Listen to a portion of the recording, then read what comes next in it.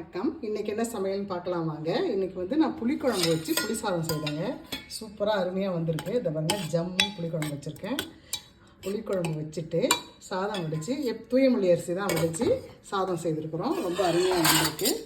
எங்களுக்கு தேவையான அளவுக்கு சாதம் கிண்டி இருக்கிறேங்க. அதை கொஞ்சம் தட்டில் வச்சுக்கலாம். ரொம்ப மணமாக ரொம்ப வாசனையாக நல்லா இருக்குது.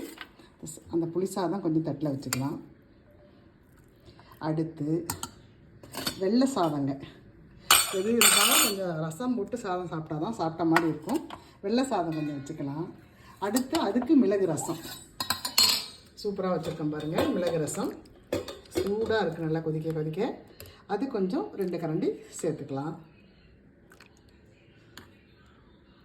அது கொஞ்சம் தேவையான அளவுக்கு ரசம் போட்டுக்கலாம். இதுக்கெல்லாம் சைட் டிஷ்ஷாக மசால் வடை செய்திருக்குறோங்க. புளி சாதம் மசால் வடை சொல்லவே வேணாம், காம்பினேஷன் ரொம்ப ஜம்முன்னு இருக்கும். தேவைப்பட்டால் தக்காளி ஊறுகாய் இருக்குங்க, அதை சாப்பிட்டுக்குவோம். இன்றைக்கி எங்கள் வீட்டு சாப்பாடு இது தான். தூயமல்லி அரிசியில் புளி சாதம், வெள்ளை சாதம், மிளகு ரசம், மசால் வடை. பிடிச்சிருந்தவங்க லைக் பண்ணுங்கள், ஷேர் பண்ணுங்கள், கமெண்ட் பண்ணுங்கள். தேங்க்யூ.